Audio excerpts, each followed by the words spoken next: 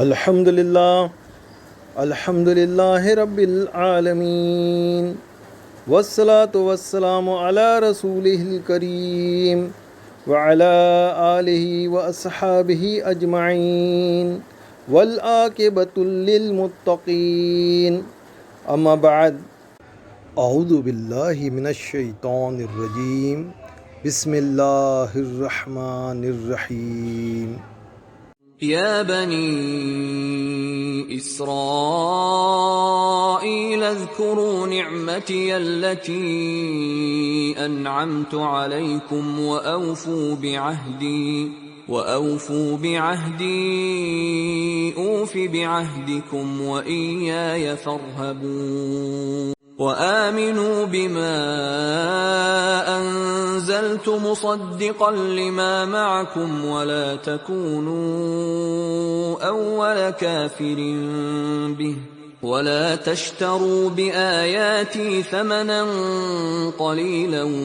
وإياي فاتقون ولا تلبسوا الحق بالباطل وتكتموا الحق وأنتم تعلمون وأقيموا الصلاة وآتوا الزكاة واركعوا مع الراكعين. محترم سامعین اکرام، آج ہم سورہ بقرہ کی آیت نمبر 40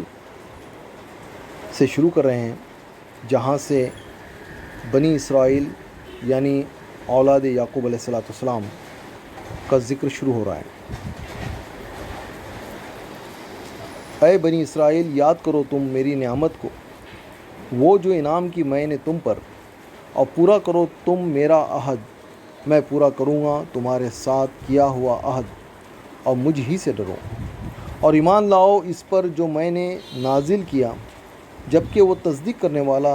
اس کتاب کی جو تمہارے پاس ہے، اور نہ ہو تم پہلے کفر کرنے والے ساتھ اس کے، اور نہ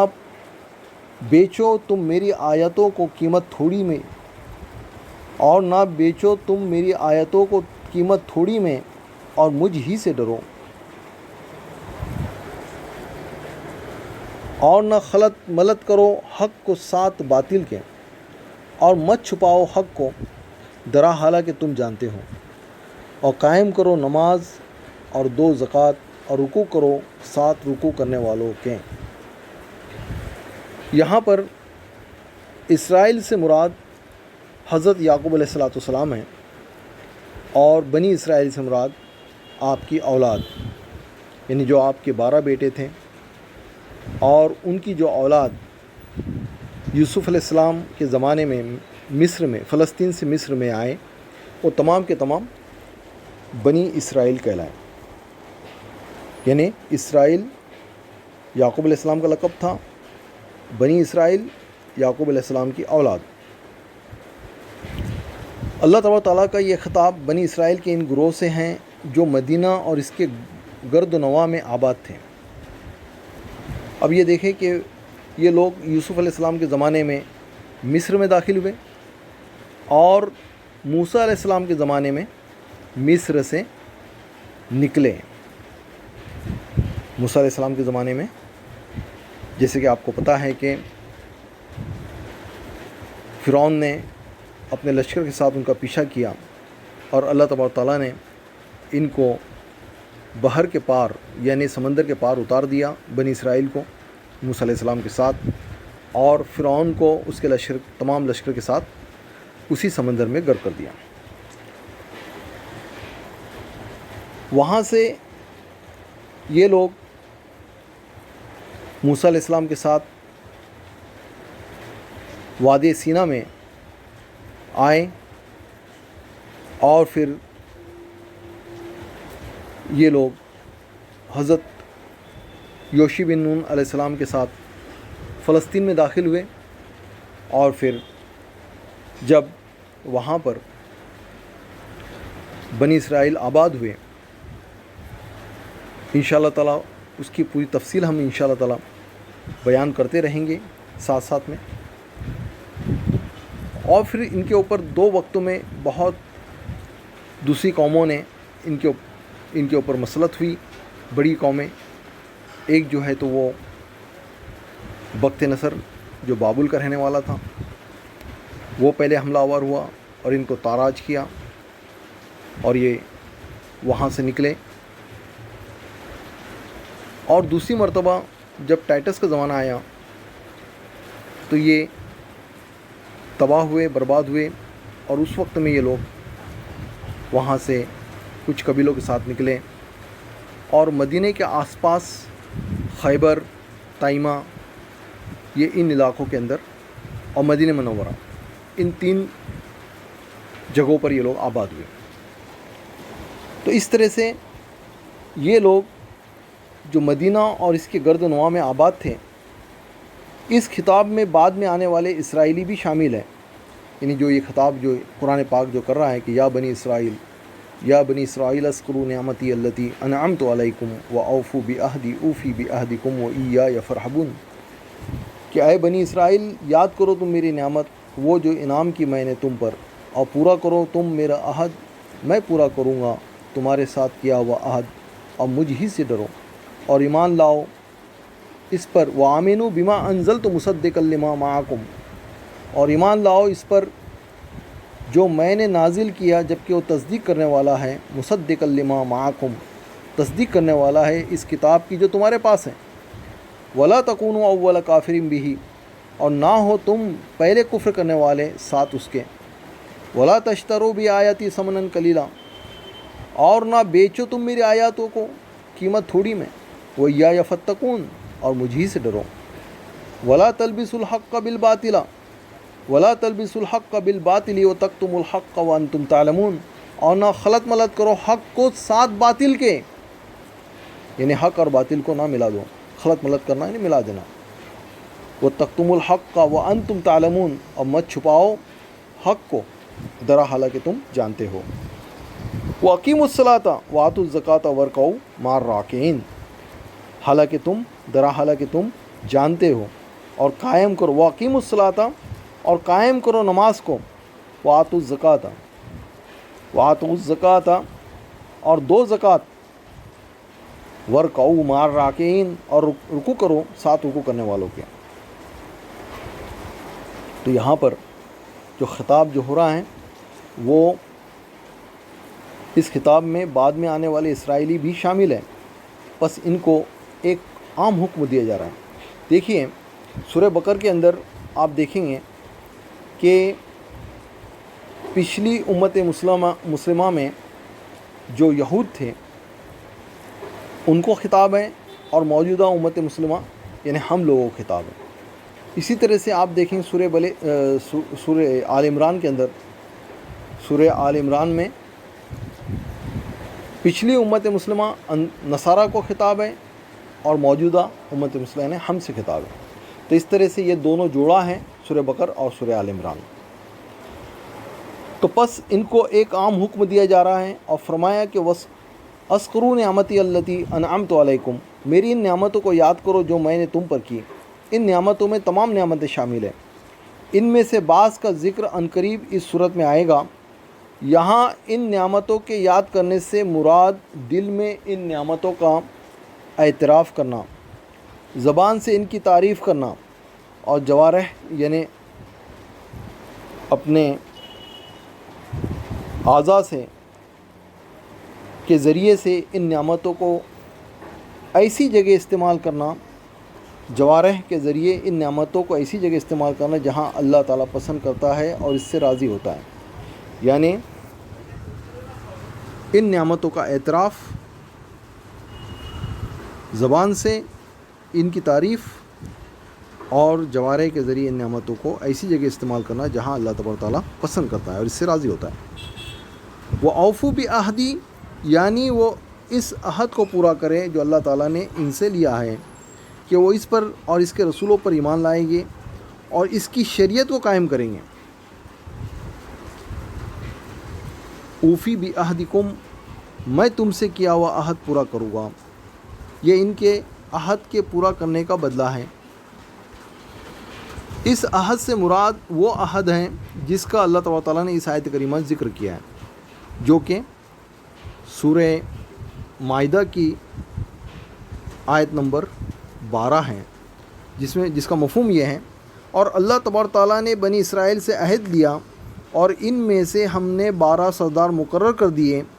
और अल्लाह तबारक ताला ने फरमाया कि मैं तुम्हारे साथ हूँ अगर तुम नमाज कायम करते और ज़कात देते रहोगे,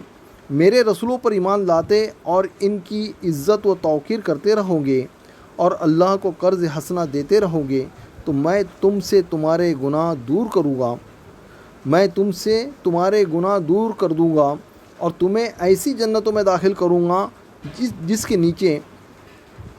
नहरें बह रही हो, और तुम्हें ऐसी जन्नतों में दाखिल करूँगा जिसके नीचे नहरें बह रही होंगी। फिर तुम में से जिसने इसके बाद कुफ्र का इर्तिकाब किया वो सीधे रास्ते से भटक गया। ये सूरह माइदा की आयत नंबर 12 है, जिसका मफ़हूम मैंने आपके सामने बयान किया। फिर अल्लाह तबारक ताला ने इनको वो असबाब इख्तियार करने का हुक्म दिया जो वफ़ाए अहद के हामिल हैं,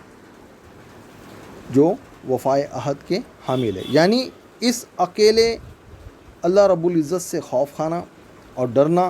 क्योंकि जो कोई इससे डरता है तो ये डर इसके अहकाम की इताअत और इसके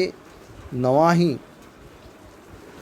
से इज्तनाब का मौजिब बनता है। यानी जो कोई अल्लाह तबारक ताला से डरता है, यानी उसने जो अहकाम दिए हैं कि ये करो, उसकी इताअत करता है दिल से, और उसके नवाही यानी उसकी मना की हुई चीज़ों से इज्तनाब करता है, यानी रुक जाता है, तो ये उससे डरना है। यानी हम जो अपनी ज़िंदगी के अंदर गुनाहों से बचते हुए, अल्लाह के हुक्मों का पालन करते हुए, अल्लाह के हुक्मों के मुताबिक अपनी ज़िंदगी गुजारते हुए अगर हम ऐसी ज़िंदगी गुजारेंगे तो ये हमारी ज़िंदगी परहेज़गारी की ज़िंदगी होगी, ये तक़वा की ज़िंदगी होगी। फिर अल्लाह तबारक ताला ने इनको एक ख़ास अम्र का हुक्म दिया जिसके बगैर इनका ईमान मुकम्मल होता है, ना इसके बगैर ईमान सही है। फरमाया व आमिनू बिमा अंज़लतु, और ईमान लाओ इस पर जो मैंने नाजिल किया। इससे मुराद कुरान मजीद है जो अल्लाह तबारक ताला ने अपने बंदे और रसूल हज़रत मोहम्मद सल्लल्लाहु अलैहि वसल्लम पर नाजिल फरमाया है। अल्लाह ताला ने उन्हें हुक्म दिया कि मोहम्मद सल्लल्लाहु अलैहि वसल्लम पर ईमान लाए और उनकी इत्तबा करें, उनकी पैरवी करें, और आप पर ईमान लाने और इत्तबा करने का हुक्म इस किताब पर भी ईमान लाने को मुस्तलज़िम है जो आप पर नाजिल की गई, यानी कुरान मजीद। कुरान मजीद पर ईमान लाना यानी रसूलुल्लाह सल्लल्लाहु अलैहि वसल्लम पर ईमान लाना, और रसूलुल्लाह सल्लल्लाहु अलैहि वसल्लम पर ईमान लाना यानी कुरान मजीद पर ईमान लाना। इरशाद बारी ताला हैं, फरमाया व आमिनू बिमा अंज़लतु, और ईमान लाओ इस पर जो मैंने नाजिल किया। इससे मुराद कुरान मजीद है जो अल्लाह ताला ने अपने बंदे और अपने रसूल हज़रत मोहम्मद सल्लल्लाहु अलैहि वसल्लम पर नाजिल फरमाया है। अल्लाह तबारक ताला ने इन्हें हुक्म दिया है कि मोहम्मद सल्लल्लाहु अलैहि वसल्लम पर ईमान लाएं और इनकी इत्तबा करें, इनकी पैरवी करें, और आप पर ईमान लाने और इत्तबा करने का हुक्म इस किताब पर भी ईमान लाने को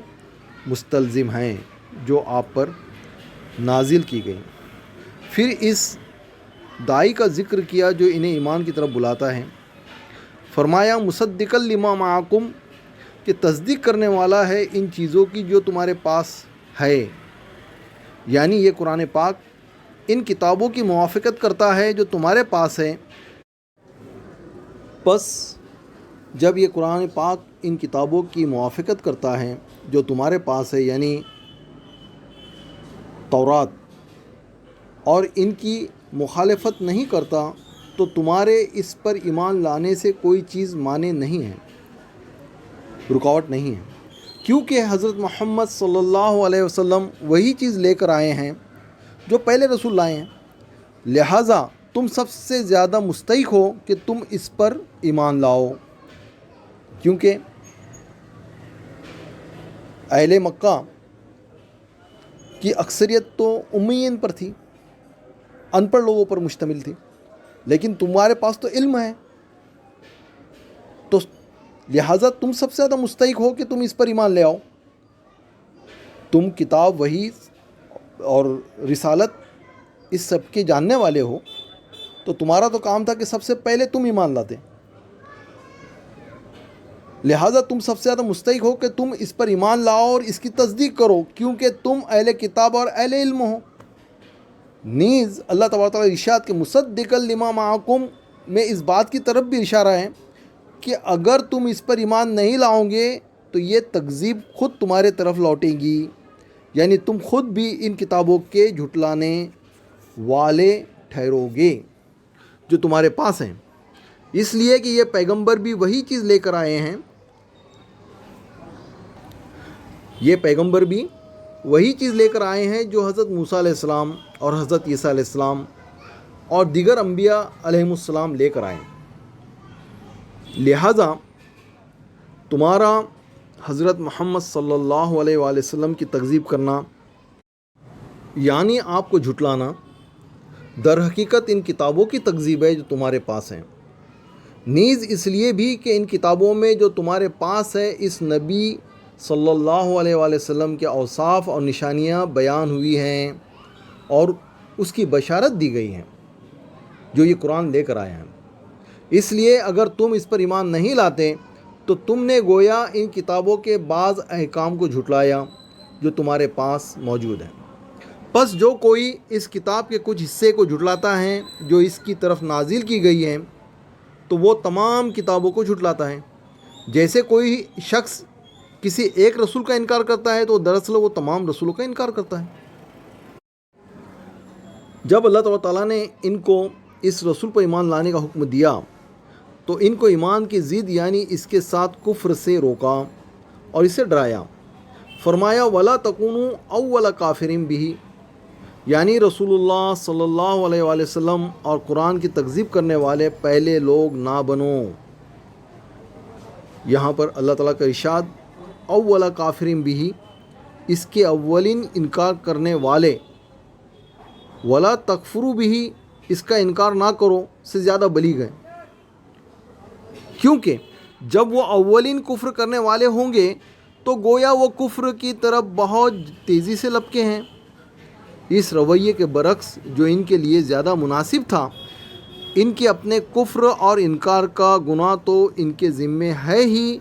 بعد میں آنے والے ان لوگوں کا گناہ بھی ان کے کندھوں پر ہے جنہوں نے ان کی پیروی کی، یعنی قیامت تک جتنے بھی یہود اور نصارہ آئیں گے ان کے تمام کے گناہوں کا بوجھ بھی انہی کے کندھوں پر۔ پھر اللہ تبارک تعالیٰ نے اس معنی کا ذکر کیا جو ان کو ایمان لانے سے روکتا ہے، اور وہ ہے دنیا کے ادنا فوائد کو ابدی سعادت پر ترجیح دینا۔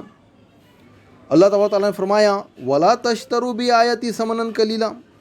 کہ میری آیات میں تحریف کر کے ان کے عوض حقیر معاوضہ مت لو۔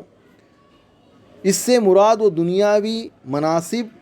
اور کھانے پینے کی اشیاء ہیں جن کے بارے میں وہ اس وہم میں پڑے ہوئے تھے یا اس وہم میں پڑے ہوئے ہیں کہ اگر وہ اللہ تعالیٰ اور اس کے رسول پر ایمان لے آئیں تو وہ ان چیزوں سے محروم ہو جائیں گے، پس انہوں نے ان ادنا چیزوں کو آیات الہی کے بدلے خرید لیا اور ادنا چیزوں کو آیات الہی پر ترجیح دی۔ وَإِيَّايَ فَاتَّقُونِ، اور مجھ ہی سے ڈرو اور میرے سوا کسی سے نہ ڈرو، کیونکہ جب تم صرف اللہ تبارک تعالیٰ سے ڈرو گے تو یہ چیز تم میں تقوی اور تھوڑی سی قیمت کے مقابلے میں آیت الہی پر ایمان کو مقدم رکھنے کی موجب ہوگی۔ جیسے جب تم آیت الہی کے بدلے تھوڑی سی قیمت کو پسند کر لیتے ہو تو یہ اس بات کی واضح دلیل ہے کہ تمہارے دلوں سے تقوی کوچ کر گیا ہے، یعنی تمہارے دلوں سے تقوی نکل چکا ہے۔ پھر اللہ تبارک تعالیٰ نے فرمایا وَلَا تَلْبِسُوا الْحَقَّ بِالْبَاطِلِ وَتَكْتُمُوا الْحَقَّ۔ تلبس الحق ایک چیز، تلبس الحق بالباطل، اور خلط ملط نہ کرو حق کو باطل کے ساتھ، وَتَكْتُمُوا الْحَقَّ، اور نہ چھپاؤ تم حق کو۔ بس اللہ تبارک تعالیٰ نے ان کو دو چیزوں سے منع کیا ہے۔ نمبر ایک، حق کو باطل میں خلط ملط کرنے سے، اور نمبر 2 کتمان حق سے۔ کتمان کہتے ہیں چھپانے کو، پوشیدہ کرنے کو، حق کے چھپانے کو کتمان حق کہتے ہیں۔ تو نمبر 1 حق کو باطل کے ساتھ خلط ملط کرنا، یہ ایک ان کا کام تھا، اور کتمان حق تھا۔ کتمان کہتے چھپانے کو، اس لیے کہ اہل کتاب اور اہل علم سے مطلوب یہ ہے کہ وہ حق کو ممیز کر کے اس کو ظاہر کرے، ان لوگوں کو تمیز بتائے کہ حق اور باطل میں کیا فرق ہے، ممیز کرنا، انہیں تمیز بتانا۔ وہ حق کو ممیز کر کے اس کو ظاہر کرے تاکہ ہدایت کے متلاشی حق کے ذریعے سے راہ پائے۔ جو لوگ ہدایت صحیح میں چاہتے ہیں تو وہ حق کے ذریعے سے راہ پائے، اور گم گشتہ راہ لوگ سیدھے راستے کی طرف لوٹ آئے، اور جو بھٹک گئے ہیں راستے سے، صحیح حق کے لیے نکلے ہیں لیکن جو ہے تو راستے سے بھٹک گئے، تو وہ لوگ گم گشتہ راہ لوگ سیدھے راستے کی طرف لوٹ آئیں اور اہل اناد پر حجت قائم ہو جائے، کیونکہ اللہ تبارک تعالیٰ نے اپنی آیات کو کھول کھول کر بیان کر دیا ہے اور اپنے دلائل واضح کر دیے تاکہ حق باطل سے بالکل الگ اور ممیز ہو جائے اور مجرموں کا راستہ واضح ہو جائے۔ بس اہل علم میں سے جو کوئی حق پر عمل پیرا ہوتا ہے وہ انبیاء و مرسلین کا جانشین اور قوموں کا رہنما بن جاتا ہے، اور جو حق کو باطل میں گڈ مڈ کر دیتا ہے، حق کا علم رکھنے کے باوجود حق کو باطل سے ممیز نہیں کرتا اور اس حق کو وہ چھپاتا ہے جسے وہ جانتا ہے، اور جس کے اظہار کا اسے حکم دیا گیا ہے، تو ایسا شخص جہنم کے دائیوں میں شمار ہوتا ہے، کیونکہ لوگ دین کے معاملے میں اپنے علماء کے سوا کسی پیروی نہیں کرتے۔ تو علماء کا بہت، علماء حق اور علماء سو، علماء حق کا یہ معاملہ ہوتا ہے کہ وہ ہمیشہ لوگوں کو اللہ اور اس کے رسول نے جو بتایا راستہ اس کی تعلیم دیتے ہیں، اور علماء سو وہ ہوتے ہیں جو کہ لوگوں کو بہکا کر غلط راستے پر لے چل جاتے ہیں۔ تو یہاں پر یہ علماء یہود جو تھے یہ علماء سو تھے، اور ان کے متعلق یہ تمام چیزیں آ رہی ہیں کہ پس تم ان 2 چیزوں میں سے اپنے لیے جو چاہو چن لو۔ پھر اللہ تبارک تعالیٰ نے فرمایا وَأَقِیمُوا الصَّلَاةَ، یعنی ظاہری اور باطنی طور پر نماز قائم کرو، وَآتُوا الزَّکَاةَ، یعنی مستحقین کو زکوٰۃ دو، جو زکوٰۃ کے مستحق جو غربا و مساکین، یتیم و بیوہ لوگ ہیں، ان کو زکوٰۃ ادا کرو۔ وَارْکَعُوا مَعَ الرَّاکِعِینَ، اور رکوع کرو رکوع کرنے والوں کے ساتھ، یعنی نماز پڑھنے والوں کے ساتھ مل کر نماز پڑھو۔ جب تم نے اللہ تبارک تعالیٰ کے رسولوں اور آیت الہی پر ایمان رکھتے ہوئے ان افعال کو سر انجام دیا تو یقیناً تم نے اعمال ظاہرہ اور اعمال باطنہ کو معبود کے لیے اخلاص اور اس کے بندوں کے ساتھ حسن سلوک کو، اور عبادت قلبیہ، عبادت بدنیہ اور مالیہ کو جمع کر لیا۔ اللہ تبارک تعالیٰ کے فرمان وَارْکَعُوا مَعَ الرَّاکِعِینَ، رکوع کرنے والوں کے ساتھ مل کر رکوع کرو، کہ معنی یہ ہیں کہ نماز پڑھنے والوں کے ساتھ مل کر نماز پڑھو۔ پس اس آیت کریمہ میں با جماعت نماز کا حکم اور جماعت کے وجوب کا حکم ہے، اور یہ کہ رکوع نماز کا رکن ہے، کیونکہ یہاں نماز کو رکوع سے تعبیر کیا گیا ہے، اور عبادت کو اس کے کسی جزء سے تعبیر کرنا عبادت میں اس جزء کی فرضیت کی دلیل ہے۔ محترم سامعین کرام، انشاءاللہ العظیم ہم کل کے روز آیت نمبر 44 پر انشاءاللہ کل سے شروع کریں گے۔ صدق اللہ العظیم و صدق رسول صلی اللہ علیہ وآلہ وسلم، وآخر دعوانا ان الحمد للہ رب العالمین۔